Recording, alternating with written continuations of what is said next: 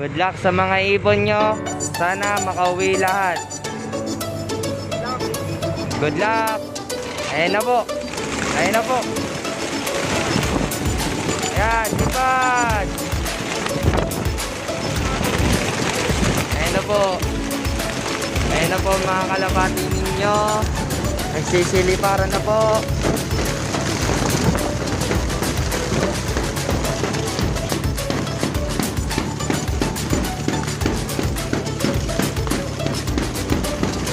Lahat sa mga kalapati ninyo.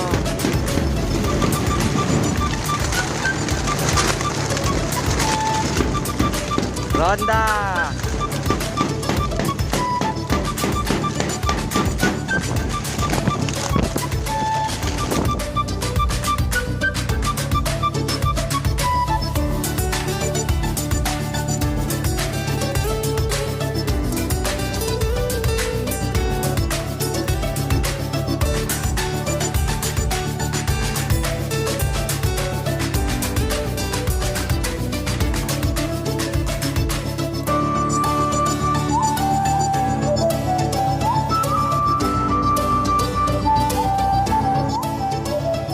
Welcome guys to my upload videos. Siyempre, dito lang yan kay Kalapatids Pigeon Love. As for today's activities mga kalapatids, so recover na nga po yung ating dalawang warriors na nagkaroon ng pigeon packs mga kalapatids.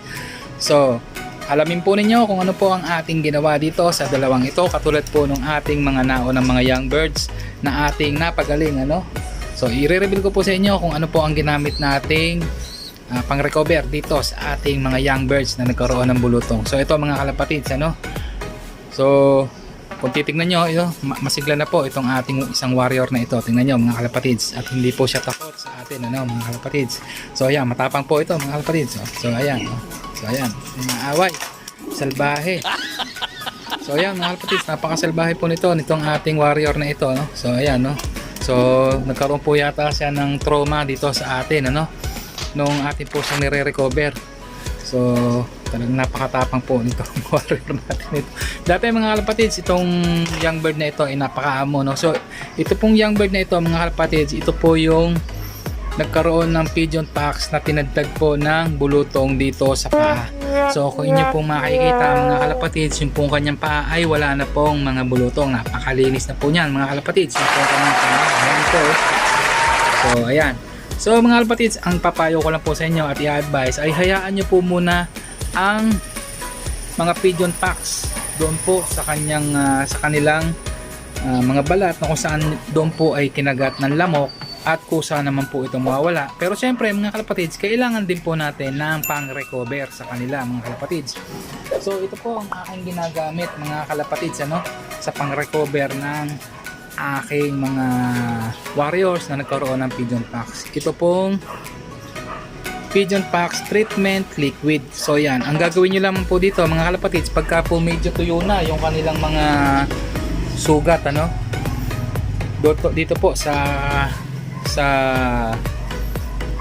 infected area na kung saan ay nagkaroon po ng bulutong, ay maglalangib po yan at ilalagay po din natin itong aking pinang-recover na pigeon packs treatment liquid. O kaya mga kalapatids, may nabibili naman po sa poultry supply na mga gamot.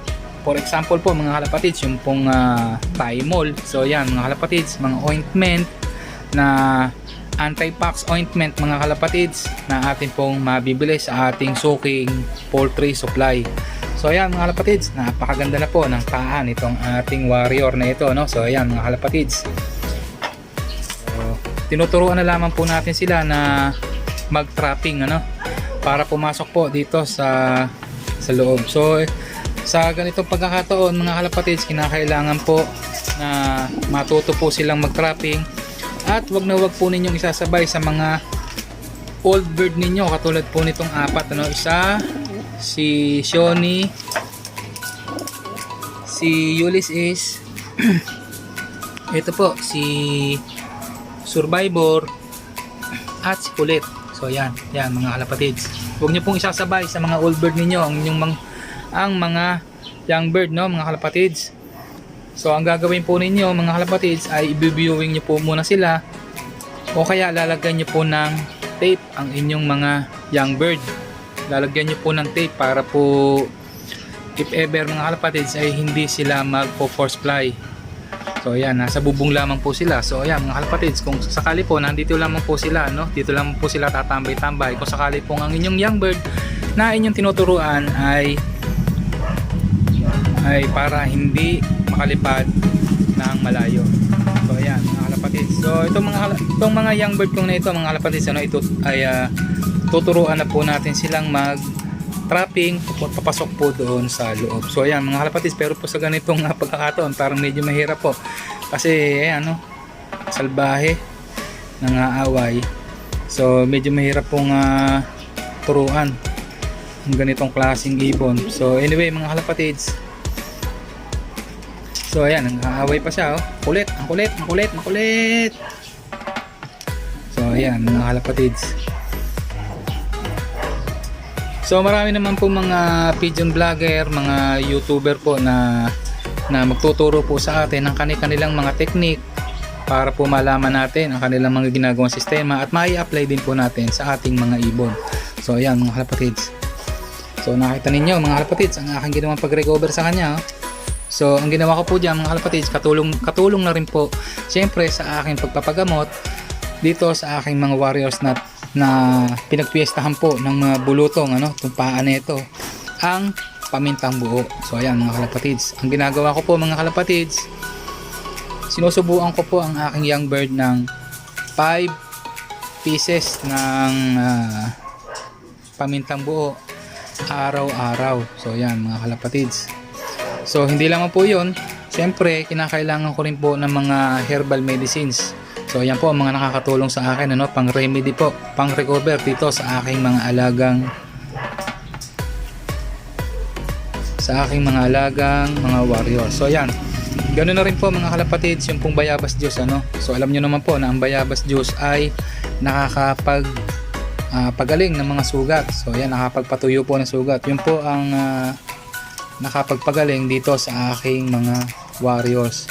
So anyway mga kalapatids, so ayan, reveal ko na po sa inyo yung aking mga sistema dito po sa pagpapagaling nitong mga bulutong, ano, mga pigeon packs. So anyway mga kalapatids, huwag nyo rin pong kalilimutan na lagi silang painumin ng malamig na tubig. So ayan mga kalapatids. So ang malamig na tubig po mga kalapatids ay nakakatulong po sa ating mga warriors dahil po ang bulutong mga kalapatids ay mainit po sa kanilang mga katawan. So anyway mga kalapatids, kapag ka po ang inyong mga young bird ay nagkaroon ng ganitong mga karamdaman, syempre mga kalapatids ay papaliguan nyo rin sila, no, ng madalas, ano, mga kalapatids. So ayan, para po maibsan yung kanilang init sa katawan, katulad po ng ginagawa ko nung isang araw, ano, nagpaligo ako sa ating mga young birds na talaga naman pong sobrang init dito sa aking location, no, sa aking loft. So ayan mga kalapatids, hanggang dito na lang po muna at ako po ay magbabalik sa inyo maya maya po lamang for any activities dito sa aking mga warriors.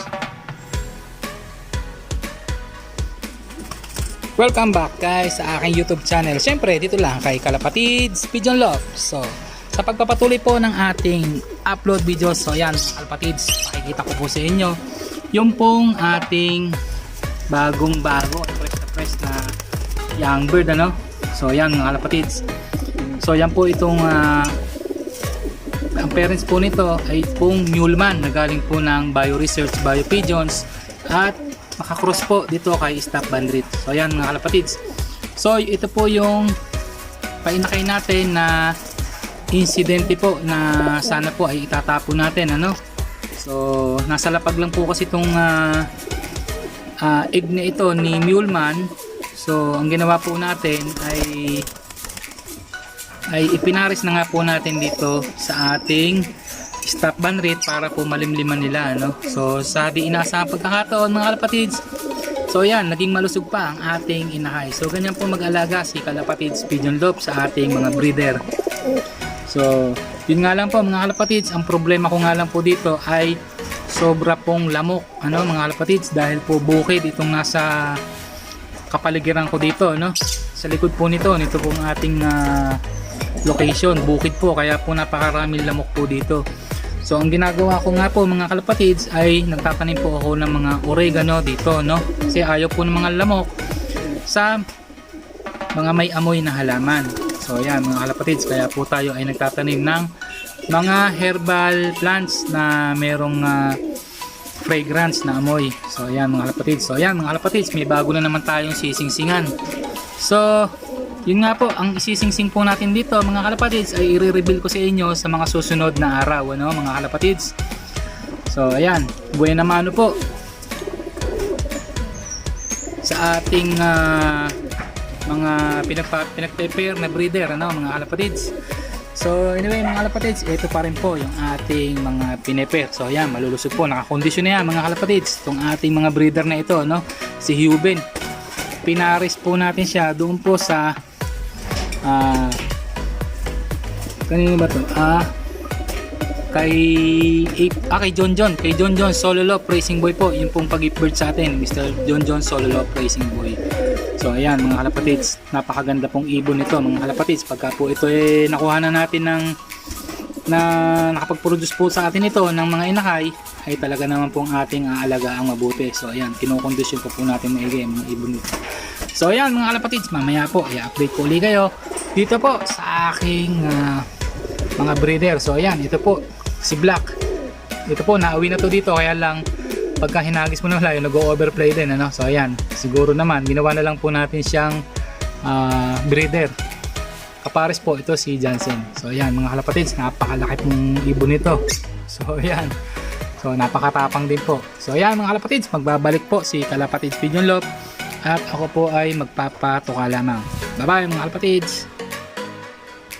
So ayan mga kalapatids, bilang pagpapatuloy po ng ating videos, ano, syempre dito lang kay Kalapatids Pigeon Lop. So ayan mga, papakita ko po sa inyo mga kalapatids yung pong ating Muleman na na-produce po ng ating naibigay ng butihing Bio Research Bio Pigeons, ano. So ayan mga kalapatids, yan po ang produce ng ating Muleman, ano, napakalaki. So ayan, napakalaking kak nito. So ayan mga kalapatids, so yan po ay si Black. So ayan, medyo malabo po ang ating camera. So ayan mga kalapatids, napakaganda po nitong ating Muleman na ito, ano. So ayan, pinakikita ko po sa inyo mga kalapatids kung gaano po siya kalaki. So ayan, dati po nung lugon siya mga kalapatids ay hindi po maintindihan ang itsura. So ngayon po nabihisa na mga kalapatids, buong buo na po yung kanyang balahibo.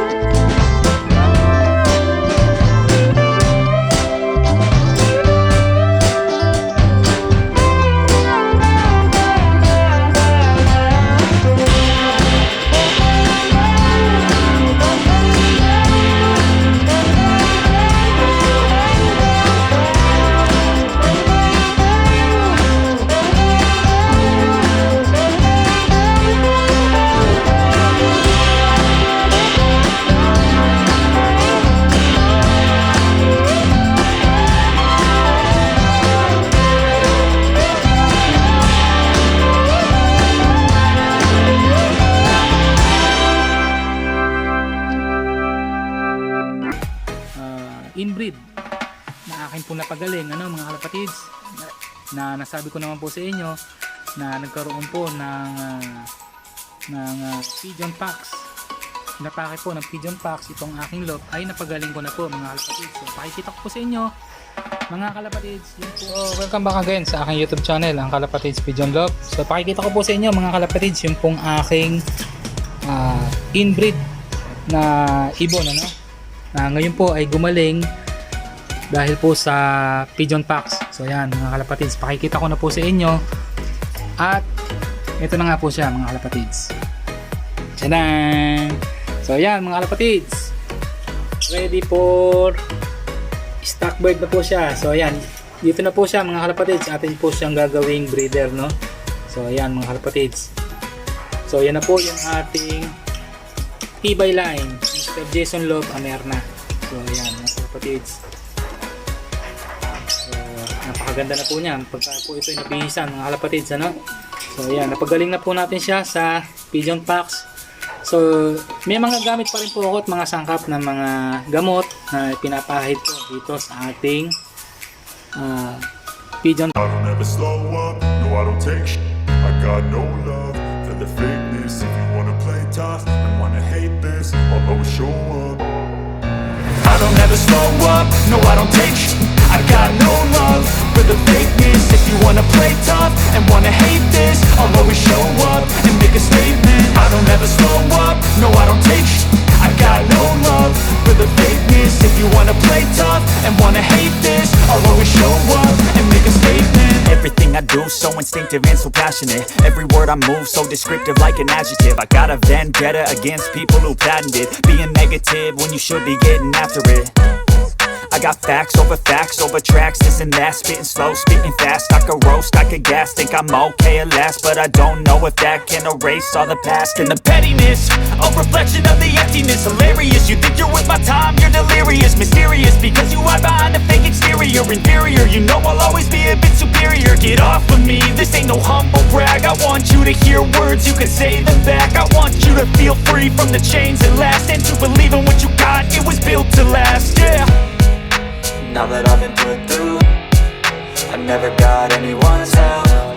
I had to do it all myself. I don't ever slow up, no I don't take shit. I got no love for the fakeness. If you wanna play tough and wanna hate this, I'll always show up and make a statement. I don't ever slow up, no I don't take shit. I got no love for the fakeness. If you wanna play tough and wanna hate this, I'll always show up and make a statement. Gonna learn the consequence of being incompetent. Mental health is confidence, dreams and some honestness. I'm not here to save the day, that's for you to take away. I could play a million mind games. Painakay po ng ating muleman. So anyway mga kalapatids, hanggang dito na lang po. Ito po yung lingkod, si Kalapatids Pigeon Loft. Hanggang sa muli, bye bye. What's up mga kalapatids, nandito na naman ulit tayo sa ating Flyers Loft. So ang gagawin po natin mga kalapatids ay mag-viewing tayo ng mga warriors natin, ano. So yung pong mga pinakabata dito mga kalapatids, yun po ang ating i-viewing. So ayan mga kalapatids, dito po natin sila ilalagay, ano. So ayan, sa ibabaw po, para makapag-observe man sila dito sa ating loft. So dapat mga kalapatids, sinasanay po natin ang ating mga alagang warriors dito. So ayan mga kalapatids, dito po. Ayan na po sila mga kalapatids, yung pong ating tatlong warriors na pinakawalan dito po sa ating loft. So ayan, mga bata pa po yung mga yan mga kalapatids. Ayan na nga po sila mga kalapatids, ano. Ito pong ating binuviewing na mga young bird. So anyway mga kalapatids, hinahayaan po muna natin sila dyan para makarelax. Wag lang po silang pipitik mga kalapatids. So ito pong ating mga warriors na ito. Alam nyo mga kalapatids, pagka naman po ang inyong ibon ay nasanay na sa inyo, ay masasanay na rin sila at makakaugalian na nila na dyan na po lagi sa ibabaw ng ating loft. So ayan mga kalapatids. So nasa disiplina lamang po yan mga kalapatids. Dapat po mga kalapatids, ang gagawin po natin, sila ang susunod sa atin at hindi po tayo ang susunod sa kanila. So So ayan mga kalapatids, tandaan po ninyo yan ha. Dahil po lagi ko po sinasabi, tayo po ang teacher nitong mga ito mga kalapatids. Tayo po magtuturo gaano man kaganda ang inyong ibon, gaano man niya kamahal ang inyong pagkakabili, nasa pagdidisiplina na po natin. Ayan. So ayan mga kalapatids, kaya kung kayo po ay bibili ng quality bird, siguraduhin niyo po na inyong maalagaan mabuti at siguraduhin po ninyo na madidisiplinan niyo po sila. So ayan mga kalapatids, katulad po nitong akin 4 na warriors na nasa loob, ano, nandiyan po. Di po natin sila pinakawalan mga kalapatids dahil napakawala po tayo ng iba nating young bird. So anyway mga kalapatids, ayan na po sila, nandiyan lamang po. So pag ganyan lamang po sila mga kalapatids ay okay na po sa atin, ano.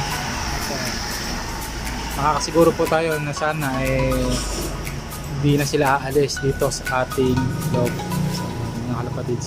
So yun nga pong isa na ating na-recover, ano. So yun yung checkered na yun ay pumunta na po yan doon mga kalapatids, doon po sa taas doon. So ang ginawa po, inaya po nitong 4 na old bird ko dito. So ayan mga kalapatids, so ako nga po medyo natakot, ano, dahil baka nga po mag-overplay na naman. So ang ginawa po natin ay ginawan po natin ang paraan para po hindi na uli makalipad itong ating mga young bird na ito, no? So hanggang sa sila po ay medyo umidad-edad na, saka po natin sila paliliparin. So yan mga kalapatids. So ayan, hinahayaan po muna natin sila ng ganyan mga kalapatids. So pag-alagala dito, patuka-tuka. So ayan. So ayan mga kalapatids, yan po ang update natin ngayon dito sa ating Flyers Loft. So ayan, yung pong isa mga kalapatids ay re-recover pa po natin, no? yung bluebird po na may mga pigeon pox pa sa mga kalapatids. So anyway mga kalapatids, hanggang dito na lang po, ano.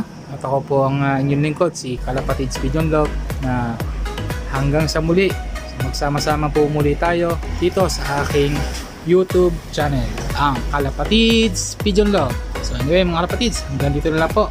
Magpapaalam na ako sa iyo. Magandang araw po sa inyong lahat. So sa mga may race po dyan, ingat po. So ayan mga kalapatids, bye bye.